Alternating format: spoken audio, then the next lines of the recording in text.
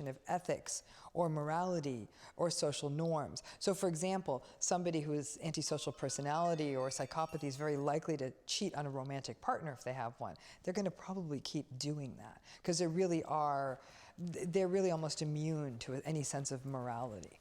And so that's not going to change, which can make it very difficult to maintain any kind of trusting relationship with somebody like that. So I think that some of the treatment targets, maybe in terms of illegal behavior, they may be willing to bring some of that hustle, if you will, to more legal behavior, but even then you'll sort of see that their tendency is going to want to take moral and ethical shortcuts. What does the treatment actually look like for these people? You know, a lot of it is, again, it's cognitive behavioral. It's challenging their beliefs and changing them, their beliefs and thoughts, in a hope of changing their behavior.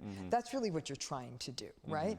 And so that's where you're sort of pushing back on their cognitions, pushing back on their schemas, on their sense of how the world works, trying to enhance their sense of empathy, you know, to really help them focus on, this is how people are being hurt. Especially if it's it's not like person-on-person crime, like violent crime, something that feels more remote. That to help them sort of see that this is hurting somebody else and the people around them. Now, in a person who's really a cold, stone cold psychopath, they don't care. So like, I don't care if I'm hurting someone. It doesn't matter to me. And so if that's the case, how are you going to make change there? If I don't think something I'm doing is wrong, like if somebody tells me tomorrow, like, it's wrong to turn off my bedroom light when I sleep, I'll be like, what? Yeah, we're just gonna why is that a problem? That's a really good way to put that. That's how far it is with them. You go, what do you mean? I got to make $100 million? So this is what I'm going to do it. You know, this is how I'm going to do it, and no one's going to stop me. Or it's a game. Again, I'm going to bring up the Bernie Madoff case because he's sort of like a real textbook kind of a psychopathic, antisocial personality sort of person. In some ways, it's almost like it was gamesmanship to him. At some point, how much money does one person need? Well, isn't that the proof? Right? It's gamesmanship. That's the proof. Yeah, that's all it was. And it felt like that's what it was, despite literally so many people's lives being destroyed by his decisions. It absolutely didn't even seem to, it was the game was more important than the other people. And that's what it is. Like they are players who really only care about the game. So someone's watching this. I doubt they're psychopathic. No, they probably are in a relationship with somebody somebody who or a family member or something. Or a family member. Or work with them. Or work with them. Yeah. They are likely going to be advised to go seek therapy for themselves. In that therapy session, what do they ask the therapist? Because what I want to have happen for them is that they don't have to go to 5 therapy sessions to figure out what is a psychopath and what all these things that you're educating them on, and giving them the tools to ask the therapist so that maybe in the first session they can make a ton of a gain. It depends on the relationship with the psychopath. Is this your child? Is this your coworker? Is this your husband? You know, because obviously the nature of the relationship is going to have a lot of bearing on what you need to know. For example, if it's your child, the question a lot of parents are going to have is, am I responsible for this? Well, we'll go into the whole child thing in our next video. Right. So let's assume that this is for a loved one. So you mean like a partner? A romantic partner. Yeah. Is it possible he can change? Because he keeps telling me he will. We have kids together. Can I expect that he's going to be a decent co-parent if we have kids? Should I be scared? You know, I keep giving him second chances, but it never works out. Why not? You know, is it possible he'll change? Those are the kinds of questions you're going to, you know, that somebody should probably ask. And, you know, by and large, if that person has any expertise whatsoever in psychopathy or antisocial personality, they're going to be able to give you some straight answers on that. Like I said, these people are not made for long-term intimate relationships. They're not. And what if somebody's in the position where their partner makes all the money, they have nothing in savings, common scenario. and they have 5 kids? Yep. And they come to a therapist and they say, you're telling me he's not going to change and you're telling me to leave for all these reasons? Therapists won't tell her to leave. I wouldn't tell her to leave. Okay, then, but they're saying this is going to be really tough. And that person says, I want to stay in the relationship. Now, what's your response to that? Then see, I'll say, look at the history of what it's been like so far. That's how it's going to keep being. Okay? He has not been listening to you. He's not going to start. He has been cheating on you. He's going to continue. He's been disrespecting you. That's going to keep going. Like everything you're seeing, I said, at least you already have the roadmap. Expect nothing. Expect nothing. Do you help them with coping strategies? Things like continuing, if they can, continue to stay in therapy, group therapy.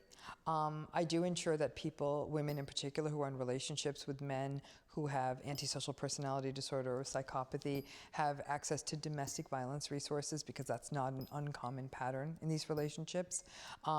Encourage them to cultivate some of their own interests. Encourage them to cultivate friendships, and their partner will probably try to isolate them from those friendships, but create, even if it's online communities. And I do want to tell MedCircle listeners, the guidance we're giving right now is not meant to serve a person who's in a violent relationship. If you are in a relationship where you or other children or other dependent adults in your environment are in danger, you must seek help immediately. You must seek domestic violence services, law enforcement, and keep in mind, if you're researching those resources online on a computer, make sure you clear out your cache every time, because it's not unusual in those relationships for a partner to go through and search everything you've searched. It's that level of control. So, I do want listeners to understand that what we're talking about is situations where it has not escalated to violence, financial abuse, things that are putting you at abject risk. This is not a substitute for the guidance somebody needs in that kind of a situation. Yes. And it can go there. And with psychopaths, not uncommon. Is creating an exit strategy for the relationship ever part of therapy? It is a part of it. Now, unfortunately, this is where you start sadly getting sometimes into the world of restraining orders and really painful custody hearings. If the antisocial personality pattern has more financial resources than you, they may try to crush you in court. They will be able to charm the judge. They will be able to charm the attorneys. They'll be able to charm the custody evaluators. I have seen these things go really, really badly for people. People losing custody of their children, people getting limited custody. Sometimes the psychopathic parent wants custody of that child, not because they're interested in the child, but to stick it to the other parent, which is not good for anyone in this situation. So I do tell people, you need a plan. You need a strategy. You need supports. And after all that, it still may not go your way. And I wish I could give people like a really sugar-coated version of this, but people say, well, the judge is going to see right through him. Not necessarily. Well, I'm glad you're not giving a sugar-coated version, because what we're doing here is giving the reality of mental health. And the reality on this topic is what you have just described. And let's not move away from reality because it makes us feel good in the moment. Right. Let's lean into it so we can work within the realms of what's real and make the best decisions as we possibly can. And I think you've given a lot of our viewers actionable steps to take. Absolutely, but you have to, these relationships can become dangerous. Yes. And it's also, listen, I'll tell you this, if a person's psychopathic or antisocial personality partner is really high functioning, they are like the head of a company or some sort of like really high up in a political structure or something like that, the world may not believe them. And that's even more horrifying. And in fact, women who are more wealthy are often less likely to seek out domestic violence resources, which is not an uncommon situation in these relationships. This is a dark space. And again, I think some people may be watching now and scratching their head and saying, how did a person not see this? How did they get in the first place? Listen, a lot of flash, a lot of sizzle, everyone around you saying, oh my gosh, he's so generous. He's so nice. Oh my God, he's flying all of us on this great vacation, or he's taking care of you, or he's actually, let's say you have a child and he's offering to take care of the child too. That all looks really good to the world. And a lot of people don't stop under those circumstances to ask the right questions. Well, that's a really good takeaway for people who knows somebody who's in a relationship with a psychopath, to make sure you ask and check in. And when I sat down with Kevin Hines, who survived what normally would be fatal jump off the Golden Gate Bridge, he really drove home the point of checking in with people, asking, how are you, but meaning it. Not the, oh, hi there, how are you, good. That's surface. No one's ever listening to that. But really going, hey, you're in a relationship with this person. But how is it? How are you feeling when you're in a relationship with them? People don't often like to pull back that curtain. I don't know whether it's because they don't want to know the answer or whether they feel like they're prying, that it feels impertinent or something like that.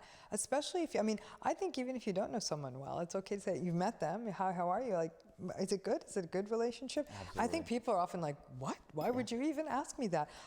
I think it's an interesting question, because if it's a great relationship and it's healthy, you'd say, I'm so fortunate. Like, it's a really, really happy relationship. At a minimum, it would make anyone stop and think. Dr. Ramani, explain why first a child cannot be diagnosed as a psychopath. Because it is a pattern, a diagnostic kind of a label that's saved for people over the age of 18. Antisocial personality disorder is not diagnosed until somebody is over 18. But in children, we can look for patterns that really conform to delinquency. These can be milder patterns like truancy, cheating on school assignments, to more severe ones like physically or sexually assaulting peers. It could be things like torturing animals, setting fires. All of these behaviors, if you have, I think, 3 or more these kinds of behaviors, they qualify a child to be diagnosed with something called conduct disorder. Now, these kids typically get handled through school and juvenile justice systems. They may be placed in special school settings. They may be sent to sort of special boarding school settings if the family has the money.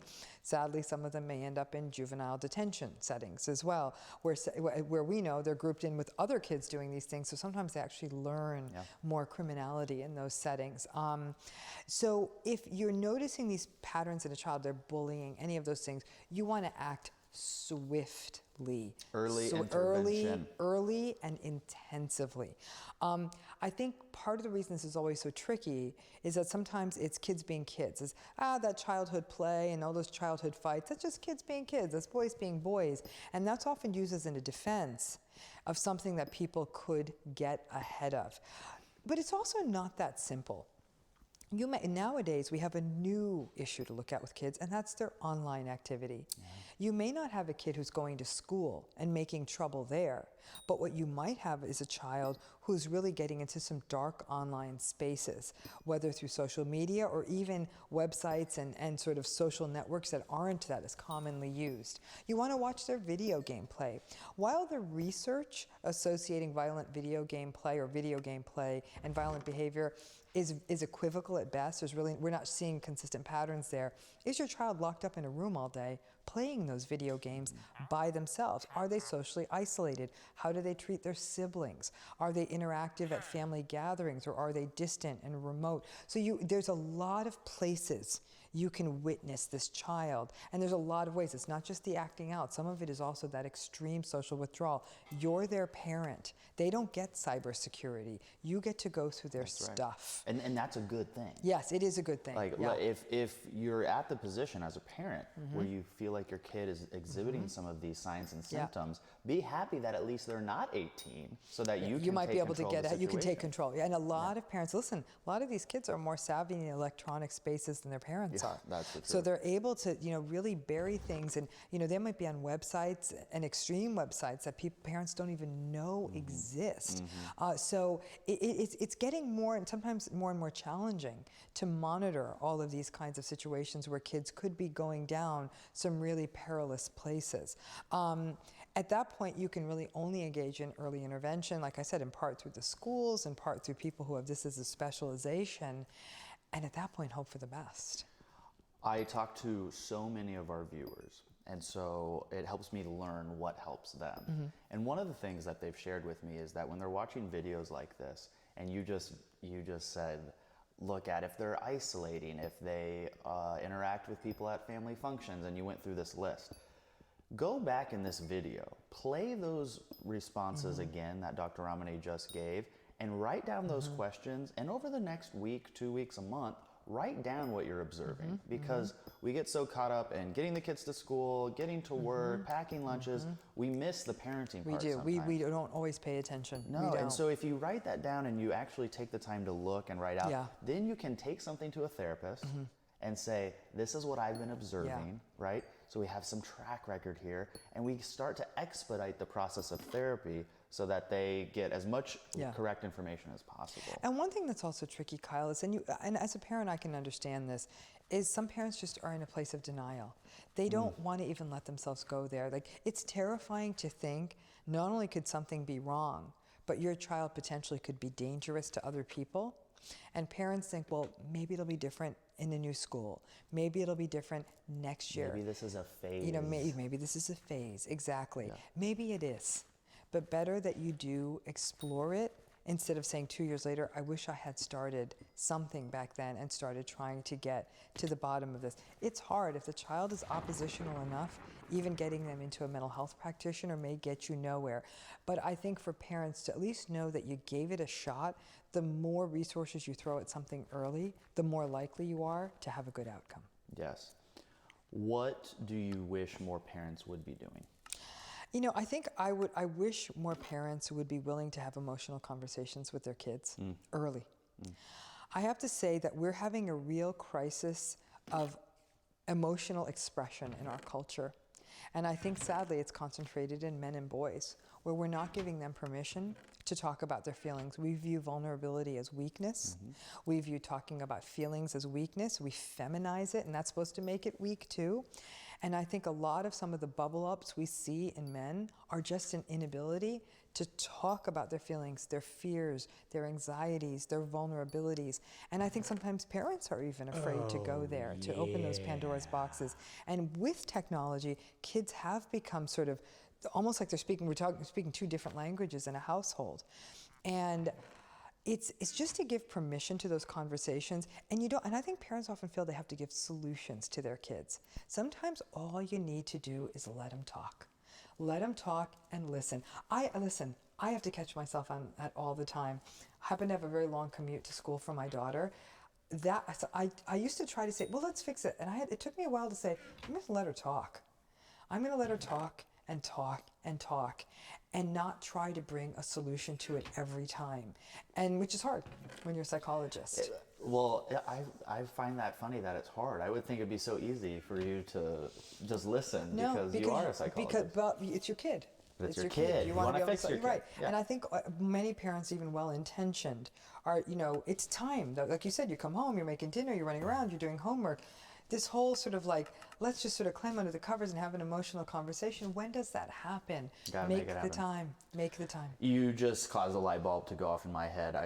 I've shared in our depression series with Dr. Sue Varma that at 9 years old, I was diagnosed with clinical depression, completely suicidal, was put on Prozac, and I shared more of my depression story throughout that. But throughout my life. But during that time, I remember I'd have episodes of like I would say panic or anxiety or just really emotional outbursts. And I would end up in my room in bed, and I would be just wishing that my mom would come in and talk to me. I wouldn't go to her. You wouldn't go ask her, ever. right? No, I would never go talk to her. That's such an important thing to share. And I was like, oh gosh, I hope so.